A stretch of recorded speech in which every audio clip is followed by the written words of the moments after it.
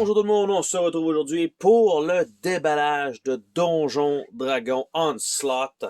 Donc, qui est un jeu, pas un jeu coopératif, pas du tout en fait. C'est un jeu de miniature qui ressemble beaucoup à ceux peut-être qui ont connu Donjon Dragon miniature, ça s'appelait vraiment comme ça, qui venait avec une petite map en papier, une coupe de figurines. Et par la suite, ils ont commencé à vendre des packs un peu aléatoires, des boîtes fermées, on savait pas trop quelle figurine on allait avoir. Ça contenait des figurines peintes. Et donc, ça fait quand même un bon moment que ce jeu-là ne fonctionne plus. Et WizKids a donc pris les devants avec ce design, qui est en fait un jeu versus. Dans la boîte de base, il me semble que c'est uniquement 2 joueurs. Je regarde sur le côté, c'est effectivement 2 joueurs. Il y a des scénarios qui existent pour jouer à plus. Il y a des scénarios tournois qui sont sortis déjà aussi. Et en fait, c'est un jeu versus dans lequel vous allez avoir un objectif que une ou l'autre des factions, il y a 2 factions d'incluses dans cette boîte-là, plus 2 autres qui existent déjà en expansion, il va y en avoir d'autres, qui fonctionnent avec un système de classe. Et en fait, le jeu ça va être un jeu de conflit dans lequel vous allez vous attaquer, mais il va y avoir aussi des ennemis qui vont être là, et non pas le joueur adverse, vraiment des ennemis qui vont attaquer l'un ou l'autre, donc le positionnement va être encore plus critique que juste un jeu de bataille de figurines normal. Donc vous allez avoir ça, vous allez avoir l'environnement en plus. Donc on va regarder ensemble.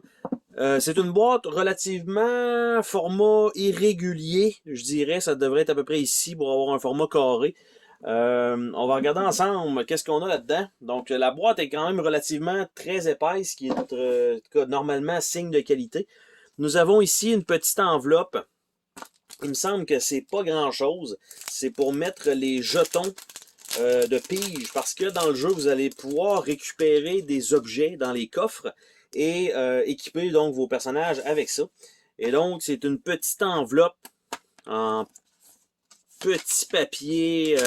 Fait qu'au lieu d'avoir fourni un sac, c'est une petite enveloppe comme ça. Donc, le sac probablement aurait coûté 15 sous à faire. Donc, ici, on a plutôt une enveloppe à 1 sou. Donc, c'est à peu près ça. Donc, c'est ça, c'est ça qui a été fourni pour le jeu. Donc, évidemment, version de luxe, on s'entend qu'on pourrait changer ça tout simplement. Nous avons ici donc une petite publicité pour leurs prochaines figurines qui peuvent être morcellées et modifiées, donc tout simplement. Et les expansion packs, il y a les scénarios, donc on peut scanner ça pour aller voir qu'est-ce qui va sortir de plus pour le jeu. Ce qui est un peu triste, c'est que le livret, déjà en arrivant en boutique, est déjà désuet. Donc, il y a déjà une fac qui existe et quelques petits ajustements donc à faire pour que ce soit correct. Par contre, c'est bien illustré, c'est un bon papier épais. Dans le fond, ce qui était à changer, c'était, si je me trompe pas, le line of sight ici, cette page-là, la page 13, a été retravaillée au complet. Donc, elle est désuète, celle-là. Il faut vraiment aller chercher donc la bonne information. Il y a eu quelques petites affaires et tout qui ont changé là-dedans. On a en arrière, donc, la hauteur des terrains, parce qu'il y a une gestion d'élévation, donc tout dépendant où on se trouve sur la carte.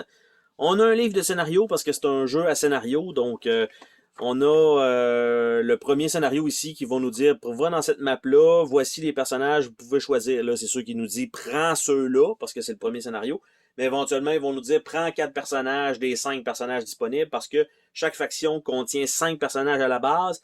Il va y avoir des extensions qui vont en fournir plus. Il y a des classes de personnages, donc on peut interchanger. Par exemple, vous allez avoir des guerriers, ben tu peux pas avoir 2 guerriers dans la même faction, faut que tu peux en avoir un, donc tu vas avoir quand même le choix de 2 personnages, et chaque personnage va avoir ses capacités. Donc, il y a ici, donc, ils nous disent de mettre ça comme ça. Ils nous donnent un exemple de round, donc très bien fait avec les initiatives. Donc, c'est vraiment un bon premier scénario. Après ça, on a le Prison Break. Après ça, on a Loot Recovery. Après ça, on a la Horde. Après ça, on a les Etin. Après ça, on a le Dragon Slumber, et on a le Showdown, qui est le 7e scénario. Et donc, il y a 7 scénarios possibles, et il y a des petits formats comme ça, rapides, donc Deathmatch, Contention et Capture, et les règles à l'arrière. Donc, dans le jeu, vous allez, en faisant certaines actions, vous allez gagner de l'expérience qui va vous permettre en plus d'upgrader votre personnage. On a un plateau avec une ou deux feuilles de punch. On a les plateaux qui ont complètement sorti de partout comme ça. Donc, je vais les mettre ici. Je vais tasser ça de là. Donc, les figurines dans cette boîte-là sont peintes. Par contre, il y a malheureusement un effet négatif aux figurines peintes. C'est que le prix est relativement exorbitant pour ce qu'on a dans la boîte. Donc, dans la boîte, pour ça, avec 10, 15, peut-être une vingtaine de figurines, quelques cartons, quelques cartes, très peu de cartes, là, mais pour 100, 130, 140 $, c'est quand même assez onéreux. Donc, on a une première feuille de punch ici qui contient différents objets et ici, donc, différents effets. De l'autre côté, on a ça. Ici, c'est des jetons loot, donc c'est les jetons qui vont dans la petite enveloppe noire. Quand vous en pigez un, vous allez chercher la carte qui correspond à ce jeton-là. Donc, les jetons auraient pu être un peu plus gros avec le texte déjà marqué dessus. Ils ont préféré faire ça. Ici, il y a des loots qui sont des gobelins et des mimiques. Donc, les coffres avec les dents. Il y a eu une promotion lorsqu'il y avait des tournois et tout ça, que les figurines de mimiques étaient disponibles pour remplacer le jeton. Ils en ont pas mis dans le jeu de base, c'est pas vendu séparément, c'est un peu dommage. Il y a une liste de figurines qu'on peut utiliser en tant que proxy, donc pour remplacer l'entièreté du matériel qui manque.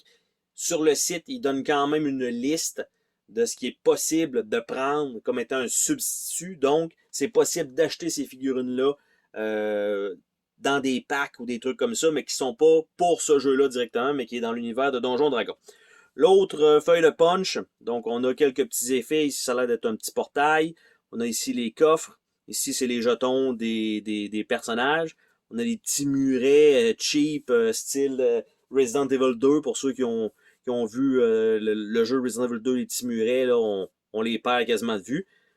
Et de l'autre côté, ben, c'est un jeton avec mort. Donc, et voilà. Par la suite, on a le plateau, qui a l'air d'être assez gros parce que c'est un 7 ou 8 flaps. Donc, je vais tenter de nous ouvrir ça. C'est juste un 6 flaps finalement. Donc, je vais dézoomer pour la cause. L'autre côté, ça aiderait. Donc, à peu près de cette grosseur-là. Quand même, les cases sont quand même petites. De loin, vous voyez pas tant, là, mais tu sais, il y a quand même les rochers ici, c'est ça qui est compliqué un peu, l'élévation.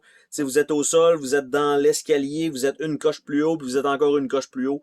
C'est ce qu'il faut gérer. Et l'autre côté, pour faire vos duels et ou les scénarios, c'est ça ici qui a l'air plus d'un genre de tombeau, avec deux sections, une surélevée ici, une en bas, les deux avec les escaliers qui arrivent là avec la statue dans le milieu. Donc ici, il y a un peu moins de place à circuler que l'autre de l'autre côté. Donc, c'est un plateau réversible. Il devrait normalement avoir d'autres plateaux éventuellement de fournis avec le jeu. On a, pour les personnages, des petits dials comme ça, déjà prémontés en carton cheap. Donc, il aurait pu être un peu plus épais que ça. Donc, ça tient par la peur. Et en fait, ça ici, ça contient donc, comme on peut voir ici, je vais nous zoomer ça un peu pour que ça soit un petit peu plus clean.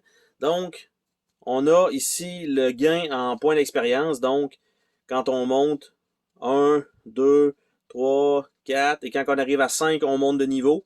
Et on a, ici, c'est tu gagnes un point d'expérience après que tu ailles, bon, fait telle affaire. Je pourrais pas dire ce que ça fait avec les icônes, mais vous allez gagner de l'expérience par rapport à ça. Et vous allez piger une des deux cartes, donc du héros. Vous ne pouvez pas monter de niveau deux fois, du moins pas initialement. Ici, ce sont les statistiques avec les points de vie à droite. Donc, vos statistiques vont changer au cours de la partie. Donc, quand on tombe dans le rouge, les statistiques sont quand même moins bonnes et on se ramasse mort éventuellement. Évidemment, tous les personnages vont être un peu différents, donc ça va changer. Tous les personnages ont une habilité particulière, donc 2 habilités spéciales. Donc ici, avec un cooldown. Donc ici, bon, ça coûte, faut le mettre à 5, puis ici aussi. Donc tout simplement, on met ça à 5 et à chaque tour, on va le descendre de 1, on va le descendre de 1 jusqu'au temps qu'il revienne disponible.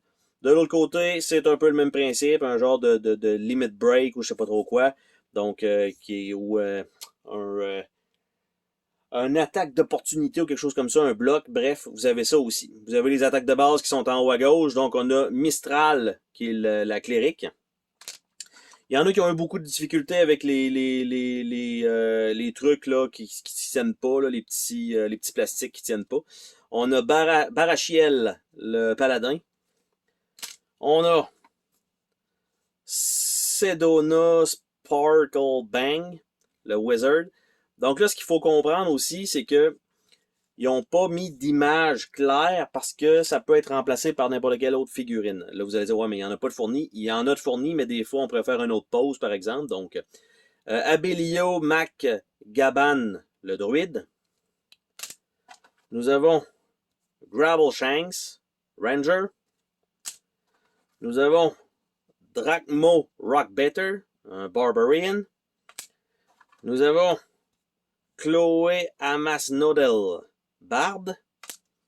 Nous avons Lightning Dancer, Fighter.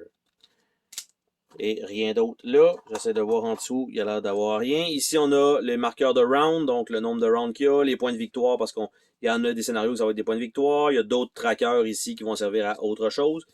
Donc, c'est le même principe pour ça. Nous avons ici des cartons pour les ennemis. Donc, avec soit ses mouvements, son armure, ses points de vie, ses attaques. Et on a lui qui est dans les airs et on l'a au sol, donc le Young Black Dragon. On a la même chose avec un Young Troll, donc qui va être et on a un troll. Donc ils vont être des méchants qui vont se promener un peu partout, le Young Etin et le Etin. On a par la suite des personnages de Bedlam Warlock. On a Jivika de Flowing Maple, qui est un monk. Nous avons Rock Piratrix de Clanless, sorcier.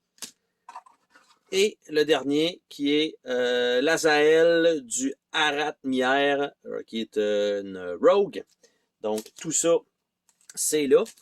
Les petites figurines ici, on voit des kobolds, j'allais dire qu'ils ont toutes la même pose, mais c'est pas vrai. Ils ont 4 poses différentes, donc de ce qui est fourni, avec des petites bases transparentes. Donc ça, donc avec la petite peinture, donc ça fait toujours plus joli pour moi qui fait absolument aucune peinture. C'est quand même bien rendu et en dessous on a le nom, donc Kobold 3.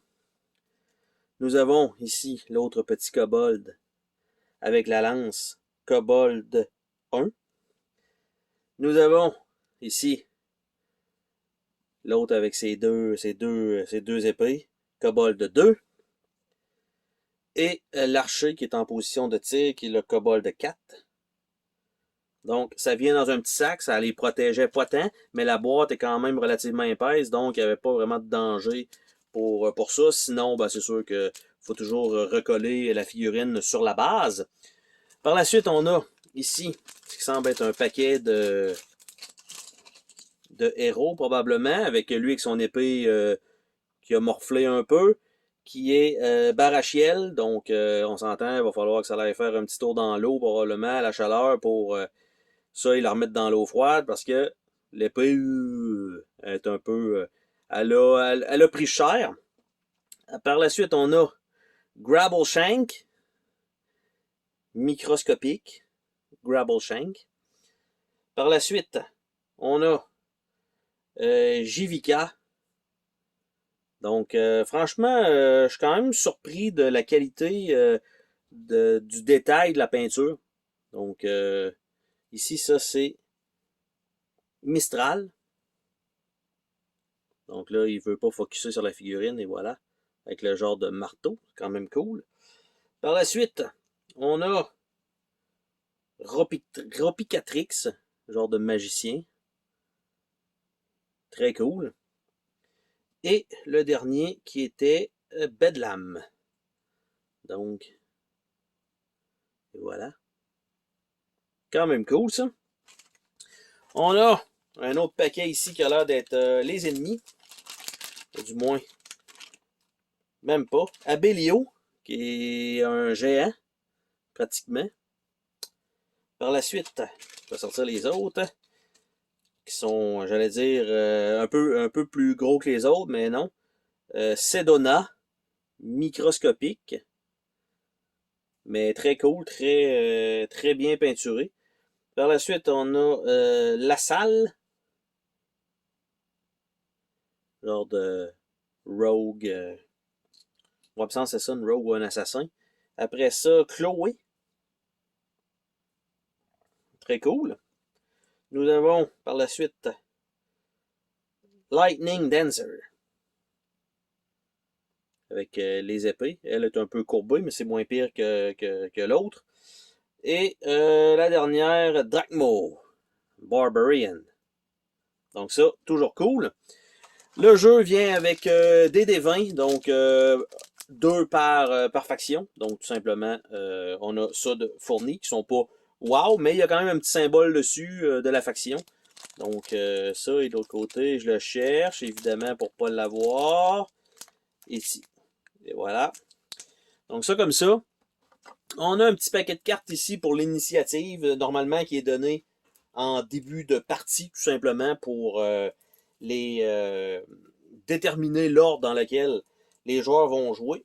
Et là, j'ai de la difficulté à ouvrir le plastique parce que c'est un genre de petit plastique qui s'étire tout le temps, tout le temps, tout le temps. Puis là, j'essaie de l'ouvrir pratiquement à la chaleur. Il ne déchire pas sur les coins. Extrêmement résistant. Donc ça, bon, fini par l'avoir. Donc, on va regarder ça, parce que présentement, comme on a pu voir, la qualité, bon, le plateau est quand même relativement épais, il est imprimé des deux côtés. Le livre de règles est quand même joli, bien expliqué, mais il est déjà désuet. Les jetons, ils sont pas super épais, là. Ils sont quand même corrects, là. C'est raisonnable. J'ai déjà vu largement pire. Mais bon, les petites feuilles ici cartonnées, ça aurait pu être l'épaisseur des cartons, puis ça aurait fait pareil. Les cartes, quant à elles, ont un fini tissé, donc ça, c'est une bonne chose. Donc, les initiatives de 10 à 1. Et on a les initiatives des monstres qui, eux, vont rentrer entre deux initiatives parce qu'il y a des 0.5. On a ici une petite carte pour les gnolls et les gnolls en armure. On a le kobold Sentry et on a un kobold cultiste. Nous avons le mimique, un loot goblin et l'autre, ben, c'est le mimique aussi, et un loot goblin, donc bien sûr. Après ça, nous avons 2 cartes d'aide, parce qu'évidemment, ça joue juste à 2, donc les 2 cartes d'aide qui sont fournies. Donc ça, c'est les grosses cartes. En fait, les grosses cartes, les cartes format normal. Par la suite, on a comme figurine, on a le Etin, donc à 2 têtes, quand même massif. Donc, en tout cas, c'est beau. Ici, c'est quoi qu'on a là-dedans? On a 2 gnolls qui ont des poses différentes. C'est 2. Donc, pour l'instant, toute l'entièreté des figurines sont différentes. Donc, ils n'ont pas réutilisé le même moule. Donc, Gnoll 2 avec le shield. Sérieusement, ça sort super bien, là, la peinture et tout ça. Et l'autre avec plutôt la lance. Donc, très, très cool. La petite série de cartes ici, ça va être les loots et les cartes d'expérience, en fait, de niveau, quand que votre personnage monte de niveau. Donc, vous allez avoir toujours 2 cartes qui vont être qui vont venir avec votre personnage que vous allez choisir, et vous choisissez, normalement, à moins que vous vouliez y aller aléatoire et tout simplement vous pigez une des deux, mais ça vous donne des habiletés supplémentaires. Donc, vous avez, je vais faire le tour parce que là, je connais pas, ok, c'est Chloé en bas. Donc, chacun des personnages va avoir ses cartes. Donc un mouvement de plus ou une armure de plus. Horde Bearer, Horde Breaker, plutôt Giant Killer, Natural Recovery, Land Stride, Spell Preparation, Instinct Charm, Instinctive Charm, Aura of Protection, Aura of Conquest, Blessing of the Trickster, Mirror Image, Infiltration Expertise, Assassinate, Dragonic Resilience, Elemental Affinity, Shadow Step, Opportunist, Dark One Blessing et Dark One Unlock. Donc, on a ça. Et les autres cartes, ce sont donc les cartes avec les icônes que je disais. Vous allez aller chercher ça quand vous allez piger les loots. Donc ça, c'est ça qui est un petit peu dommage là-dedans parce que ça rajoute, parce que le jeton peut aller sur le plateau, tout simplement, en dessous, par exemple, d'un coffre. Vous pouvez mettre un loot directement, ou vous pouvez prendre, quand vous allez trouver un coffre, ben, vous allez piger un loot dans le petit sac, ce qui reviendrait à piger une carte aléatoirement si on avait eu le même dos de carte. Mais là, ils ont voulu, je sais pas pourquoi ils ont fait ça, mais ça rajoute une complexité de mécanique, ben, pas une complexité de mécanique, mais des étapes supplémentaires pour arriver à prendre la carte. Et donc, on a Masterwork Melee Weapon, on a Masterwork Ranged Weapon, Masterwork Focus, Masterwork Armor, Arrow Catching Shield, Adamantine Armor, Armor of Elvenkind, Flame Tongue, Dancing Sword, Vicious Longbow, Magic Glaive, Ring of Regeneration, Potion of Fire Breath, Invisibility Powder, Healing Potion, North Portcullis Key, South Portcullis Key, Rune of Might, Rune of Protection, Rune of Stealth, et on retourne avec la Melee Weapon. Donc, il n'y a pas tant d'objets que ça, parce que c'est sûr que ça rajoute quelques petites capacités sur vos personnages. Il nous reste, comme figurine, ce grand personnage un peu dégueulasse qui est le troll. Donc, qui est quand même gros, ok? Tout de même. Et en dessous du tray ici, je vois un genre de bout de carton ici, mais c'est probablement juste pour tenir tout ça ensemble, ce qui ferait du sens. Donc, il n'y a rien, il n'y a rien, il n'y a rien. Il nous reste ici des petits stands pour probablement mettre les mimiques ou quelque chose comme ça, je suppose. Donc, ça de fournir au lieu d'avoir les figurines. Et on a le Black Dragon, qui une fois monté, bien sûr, a de la misère à rentrer dans la boîte. C'est évident. Donc, le Young Black Dragon. Donc, sans les ailes, mais quand même, vous pouvez à peu près voir le détail qui est sur cette figurine-là. Je ne vais pas mettre les ailes parce que je ne pourrais pas le remettre dans la boîte maintenant. Il semblerait qu'il y a peut-être une façon que ça rentre, peut-être en se débarrassant du tray, c'est pas impossible non plus. Donc, c'est ça qui est fourni là-dedans.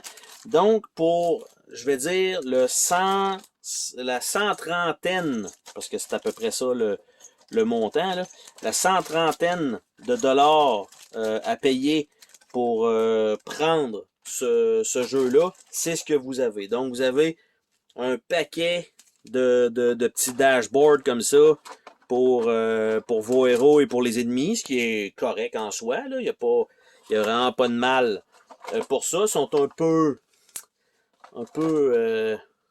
mous, je trouve, à mon goût pour ça. Le nombre de cartes, puis là, vous voyez, je l'ai mis à côté, puis elle est déjà en train de rondir, donc ça prend, puis pourtant, c'est vraiment pas humide chez nous. Donc, on a ça comme ça, avec les micro-cartes.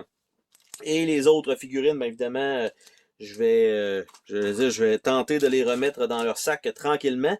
Et donc, il y en a quand même pas mal de fournis. Avec les extensions, c'est sûr que là, la rejouabilité, par exemple, lorsque vous faites les premiers scénarios, c'est sûr que ça va vous indiquer de prendre tel personnage de telle faction. Et bon. Par contre, ce qui est bien, c'est que vous allez quand même pouvoir rejouer à certains scénarios avec les nouvelles factions. Et ce que ça va faire, en fait, c'est que vous allez, avec les nouvelles factions, c'est que les scénarios se suivent. Donc, il y a un joueur qui gagne un certain avantage. Donc, à chaque scénario. Donc, c'est quand même bien fait pour ça. Franchement, je pense qu'il y a de quoi faire.